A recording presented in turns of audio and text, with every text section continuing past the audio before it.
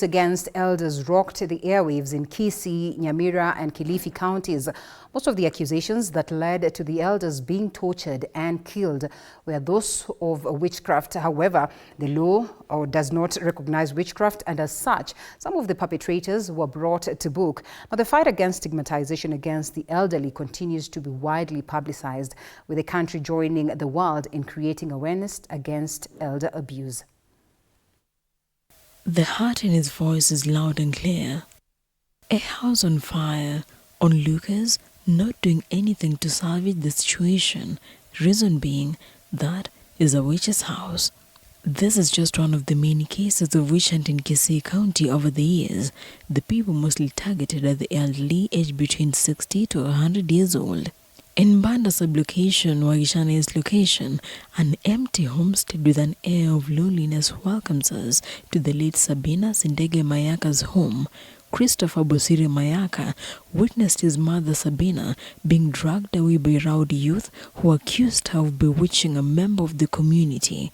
His attempt to help her was met with a hard blow to the back of the head.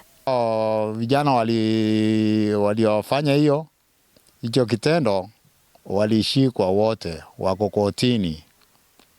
As he narrates this horrifying ordeal, he says he has been threatened just because he is a witness and relative of someone accused of witchcraft. Tunatishiwa pia hapa wale ambao tunatoa ushahidi. Tunatishiwa kabisa na kuna walevi hivi, lakini hatuwezi kusema ni walevi, ni mtu anajua. Ikiwa anakuambia jioni tena asubuhi yake anakuambia huyu ni mlevi kweli. Ototo Geoffrey has been a total orphan for almost 3 years now. First to die was his father, who was killed by unknown people. No arrests were made and no motive was established. His mother, who had mental health issues, was burned to death by people who accused her of practicing witchcraft. The homestead is now deserted with no neighbors wanting to come near it for fear of association to witches. Akuja akuombe kitu, alafu aenda atupe. Utasonulie nguo mzuri, aenda use. Kwa hivyo kila mtu alikuwa anajua kwa kijiji ya kwamba huyu mama si akili yake si sawa sana. Kwa upande yangu hata mimi nilisikia vile alichoma siku kwa karibu, lakini nilisikia mbaya sana, mbaya kabisa, kwa sababu nimempoteza baba, mama tena ndio anafuata. The stigma of being associated with an alleged witch has cost his family more than just grief. None of his family members has been able to secure a job, with people still maintaining that a direct relative was accused of witchcraft. Kwa sababu kitu ya kwanza ambao sina la familia hakuna, watoto yangu hakuna, mandugu wangu wakae nyumbani, kwa sababu mahali wako hata saizi wanarandaranda mitaani. Wakitafuta kazi wanaambiwa huyu ni mama yako alichomwa, wanakataa kazi. The worst is the evident threats which he has reported to the authorities severally, but no action has been taken. Vitu mingi vinaharibika nyumbani hapa. Mara ya kwanza unapata watu wanakuja wananitishia, wanakata waya ya stima, ndio stima isipatikane, sio wanataka kunikuja kufanyia mimi nini, mimi napiga report several times.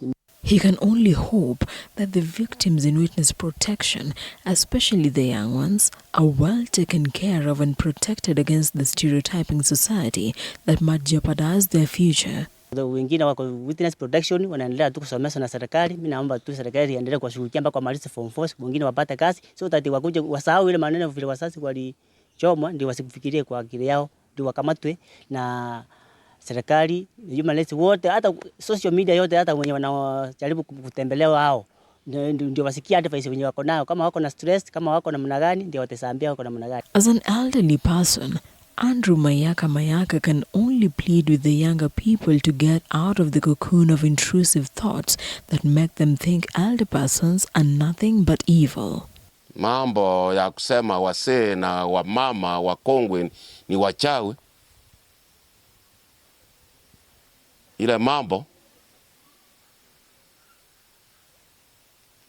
ni mambo mabaya. Ile mambo ni mabaya. Steve Arika, the MCA Ben Award, has been vocal about the abuse against the elders in Kisii. He says among the reasons for the abuse include family feuds, which are mostly because of land tussles and inheritance.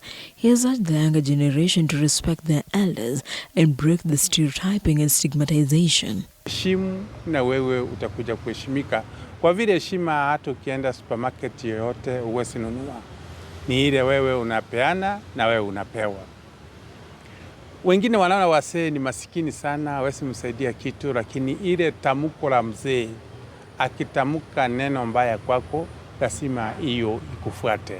Kisii Director for Culture Obino Nyambani has backed him, saying they are working on sensitizing the youth on their role of protecting and taking care of the elderly. Government has been doing what it can in our department to make the people understand their role in taking care of the elderly, and in assistance with some other groups, stakeholders, we have been able to sensitize the public against making the elderly suffer. Instead, we are supposed to take care of them. The brutality of the murders of the men and women accused of witchcraft can only be described as inhumane. Being roughed up, dragged, and marched to a particular space, being embarrassed in front of hundreds of people, not being given a chance to defend yourself, and finally being burnt alive is not the best way to die, especially after walking the earth for decades and for some, even a century.